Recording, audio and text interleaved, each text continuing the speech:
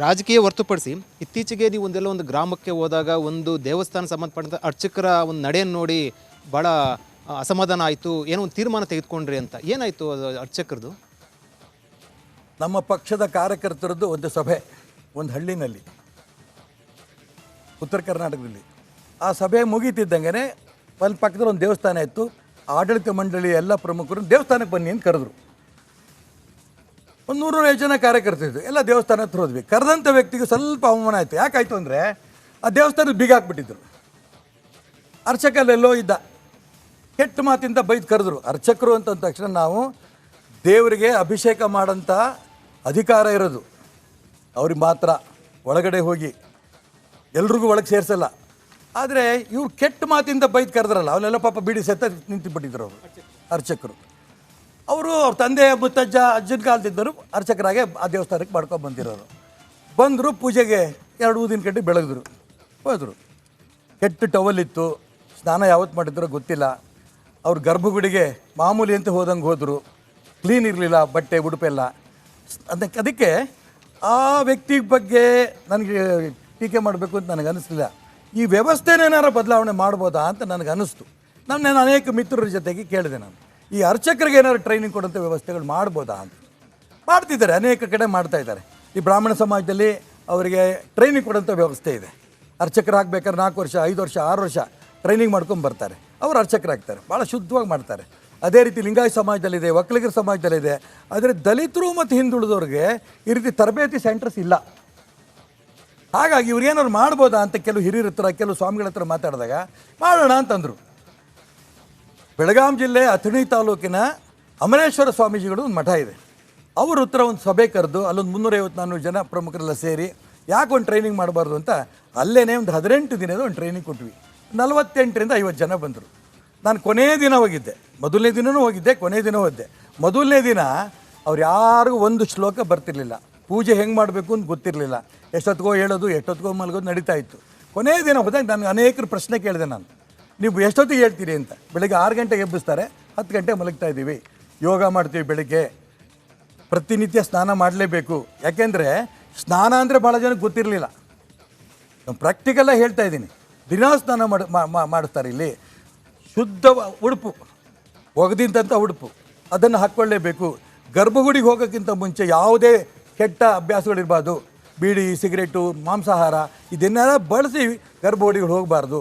ಇವೆಲ್ಲ ನಮಗೆ ಹೇಳ್ಕೊಟ್ಟಿದ್ದಾರೆ, ಮಂತ್ರಗಳು ಹೇಳ್ಕೊಟ್ಟಿದ್ದಾರೆ ಅಂತ ತಕ್ಷಣ ನನಗೆ ಆಶ್ಚರ್ಯ ಆಯಿತು. 18 ದಿನದಲ್ಲಿ ಇವರು ಎಂಥ ಮಂತ್ರ ಕಲ್ತಿರ್ಬೋದು ಅಂತ. ಒಬ್ರಿಗೆ ಎಬ್ಬಿಸ್ದೆ, ಹೇಳಪ್ಪ ಒಂದು ಮಂತ್ರ ನೋಡೋಣ ಅಂತ ಒಂದು ಮಂತ್ರ ಹೇಳಿದ್ರು. ಉಳಿದರೆಲ್ಲರೂ ಕೇಳಿದ್ರು, ನಿಮಗೆ ಮಂತ್ರ ಬರುತ್ತಾ ಅಂತ. ಬರುತ್ತೆ ಅಂದರು. ಅಷ್ಟೂ ಜನ ಒಟ್ಟಿಗೆ ಒಂದೇ ಮಂತ್ರ ಹೇಳಿದ್ರು. ಎಷ್ಟು ಸಂತೋಷ ಆಯಿತು ಅಂದರೆ ನನಗೆ, ನನ್ನ ಮಗ ಒಬ್ಬ IAS ಪಾಸ್ ಆಗಿರೋಷ್ಟು ಆನಂದ ಆಯಿತು. ಬಟ್ಟೆ ಹಾಕ್ಕೊಳಕ್ಕೆ ಗೊತ್ತಿಲ್ಲ, ಕೆಟ್ಟ ಬಟ್ಟೆ, ಸ್ನಾನ ಮಾಡೋದು ಗೊತ್ತಿಲ್ಲ, ಬೀಡಿ ಸಿಗರೇಟ್ ಸೇತ್ಕೊಂಡು ಆ ಗರ್ಭಗುಡಿಗೆ ಹೋಗೋದು, 1-2 ಊದಿನ ಕಡ್ಡಿ ಬೆಳಗ್ಬಿಟ್ರೆ ಮುಗೀತು.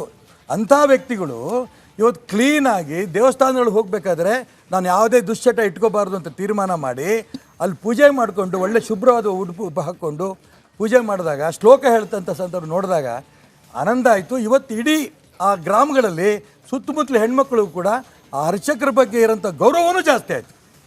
ಈ ದಿಕ್ಕಿನಲ್ಲಿ ಈಗಾಗಲೇ 3 ಕಡೆ ಈ ರೀತಿ ಟ್ರೈನಿಂಗ್ ಆಗಿದೆ.